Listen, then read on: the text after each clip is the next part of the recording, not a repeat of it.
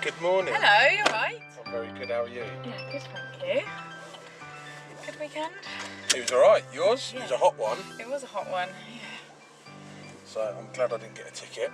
No, just missed the parking wardens. So we're going to go on a bit of a drive, bit of a chat. Yep. Lovely Northampton. Yeah, it is. I love it when it's a bright day like this. Yeah. So this is a bit of a milestone year for starting off. Yeah, 30 years. And when did you join? 11 years ago.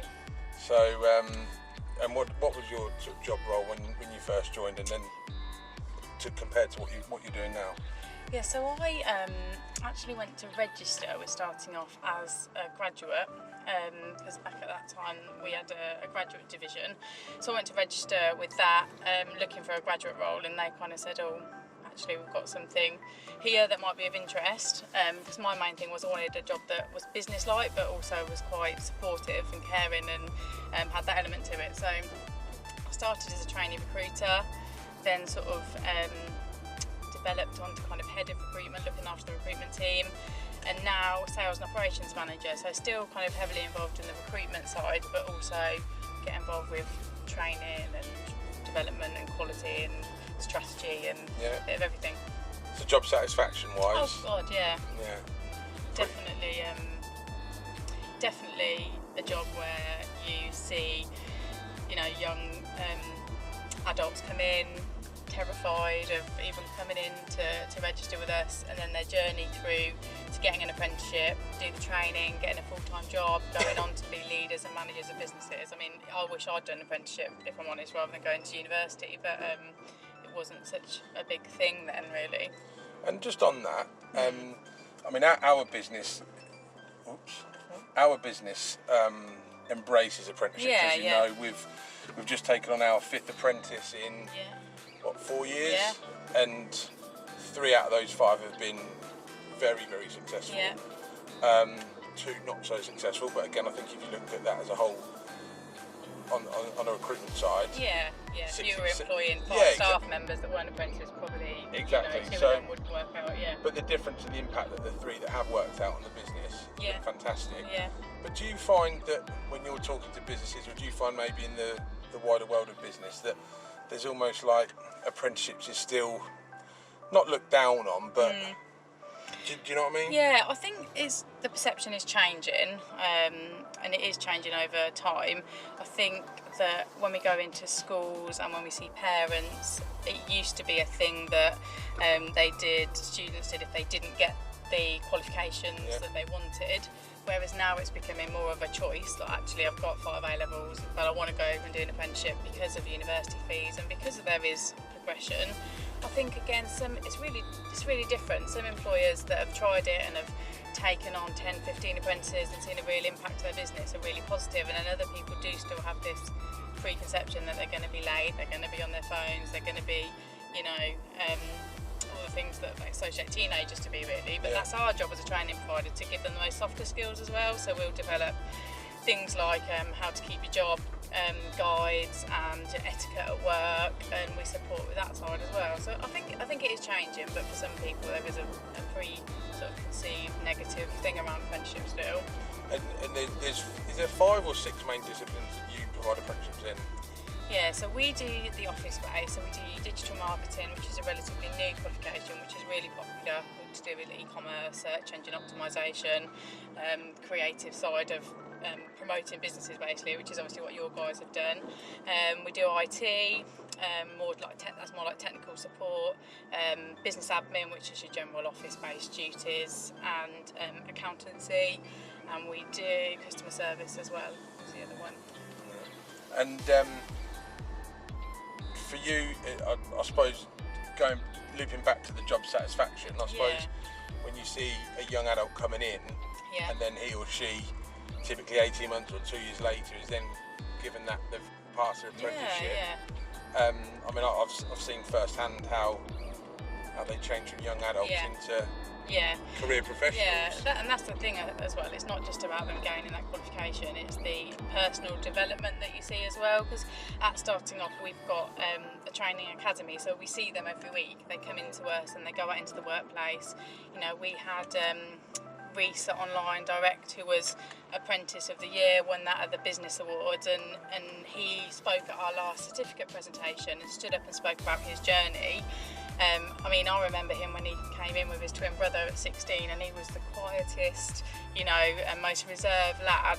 And just to see, you know, how he's gone from that in the space of kind of 2 years to be standing up and talking to businesses, and you know, and that was a big deal for him. He got really nervous, but he was so proud of when he'd done it, and you know, that's kind of where the beauty of it is. It's not just about the skill set, it's about developing as people. And you know, it's important, because if they're not going away to university and doing that side of it, then we need to offer some other sort of personal development as well, which is why we do all that, workshops and everything on top of it. And I think Northamptonshire is blessed with well, obviously so many wonderful businesses, but training providers as well. And you guys are clearly one of the most renowned, because of, I think, the history and the success rate, etc. But you work closely with other providers as well? Yeah, definitely. I think it's really important too when you're in, you know, quite a small county, that there are national providers that will go out and be seeing people all over the country, but locally, you know, we work in partnership with them really. There's groups that you go to where you all share ideas and, you know, new funding streams that are coming up. And also for us as a business, so we work quite closely with Nital. I'd say they're probably a partner now really, and they do more the engineering and warehousing and the technical side. So if we've got a client that's looking for a business admin apprentice but might want an engineering apprentice for their kind of more technical side, it's good for us to be able to refer on and share ideas, because we're all in the same industry at the end of the day. We're all facing the same obstacles and, you know, celebrating the same successes. So, you know, we try and work together rather than it being a competition sort of thing. And do you remember your first apprentice, or is there an apprentice from 11 years ago that sort of stands out? Or a job? I do. I meant the first job I filled was at Salford Bullard, a girl called Lisa, and they were in town at the time, and we've recently recruited, they're over in Blisworth now, and this was like, God, yeah, it must have been 11 years ago, and she was going on maternity leave, and we recruited her replacement last year, so brilliant. I was like, oh my God, I feel really old. But yeah, that was funny. And then obviously ATS, a lot of the guys at ATS were some of my first placements, you know, and a lot of them are still there, gone on to do bigger and better things in the business, won, you know, Employee of the Year on year really. So and we You'll feel old when they start having kids. Oh yeah. Imagine that when Reese at Online Direct had his first kid. It's when you see the dates of birth, and when it went into the 2000s, I was like, oh my goodness. 2000. So one part of the apprenticeship sector that's got, I think it's got loads of coverage. Yeah. But I must admit, it took me a few minutes to get my head around it. Talk me through the apprenticeship levy. Okay, yeah, so the apprenticeship levy is a system that was brought in, and the whole idea of it was so that the government could get this aim of getting 3 million apprentices in jobs by 2020. So the idea of it was that if you've got a payroll of over 3 million on your UK payroll, then 0.5% of that goes into, it's almost like a digital account. It's a bit like a tax that can only be spent on training apprentices. So at the minute, if you're a small business or small to medium sized business, the government will fund your training, whereas if you're a levy company, they have to fund their own training basically. So that's how it works. And so does that mean for a company that size, obviously it's going to be typically what, 100 plus employees maybe? Yeah, 100, 150, yeah. But do they have to be starting off as a apprenticeship provider to do that beforehand, or can they just? No, it can be from scratch. You can use more than one apprenticeship provider at the same time. So if you've got engineering and warehousing apprenticeships, doesn't matter, you can use different training providers. It'll be coming out automatically every month and going into a space, a digital account. And if you don't spend it in a certain amount of time, it just goes back to the government basically. You can also share your levy pot now with other employers. So if there is a small to medium-sized business that wants to take on an apprentice and they want to spend their money, the levy pot can be shared, so other employers can benefit from it as well. And I don't know if you've got any stats on this, but what's the general take-up either in the county or nationally so far? Yeah, so we've got about 70 levy apprentices that are currently training with us. Some of those will be in the same business. I would say we've definitely had an increase in bigger clients since the levy was going, but a lot of the clients that we worked with before and did apprenticeships for, we were doing anyway, and then they just became levy. So like Bosch and Kettering, your big players like that who take on 10, 15 at a time, they were kind of doing it, but now they're just paying more for it, sort of thing. But I've had a few new ones that have started since the levy. I think what a lot of people are doing are, rather than employing apprentices, is using their levy pot to upskill their existing staff members, which is another way to make sure you're maximising that money, so it doesn't. And is there a restriction there on their existing qualifications or their age or discipline? No, not at all. It just means they have to have the same kind of time that the apprentices have, so they still have to be able to be given 20% off the job training. So that looks like half a day a week with a training provider and then some time at work as well. So I think that's one of the obstacles that bigger employers have, that if they have got people that they're using for their staff members, they're spending their existing levy on, and all of a sudden someone that's been there for 10 years has got to have 20% of the time out of the business, probably quite a substantial amount of time for someone to be gone from their job if they've become quite a integral part of the team. But that's why it's done like that, to make sure that they are being given that time and they are treated as apprentices. So yeah, it's a good way to still upskill people and use that money. And the levy's here for the foreseeable future. Yeah, I mean, there are kind of talks of every employer becoming a levy employer and everyone having a digital account, even if they're small, medium, no matter what your payroll is. So I'm not quite sure how that would work through and how much money employers would have to pay, but I've read articles that that's the way it's going to move forward, is that every employer will be a levy employer.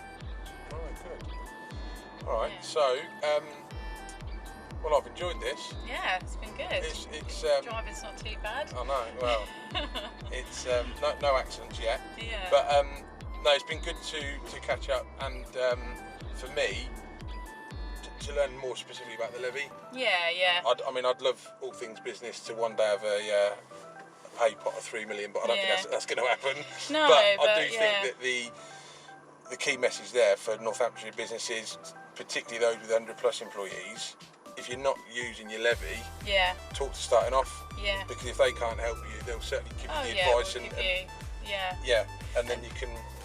And I mean, this time of year for us is particularly busy. We're in loads of schools. We go to the schools on results days to pick up the candidates that might not have thought of apprenticeships but now want to consider it. We've got people coming in all day today. We've got registration, so we've got loads of good kids coming in. So just on that,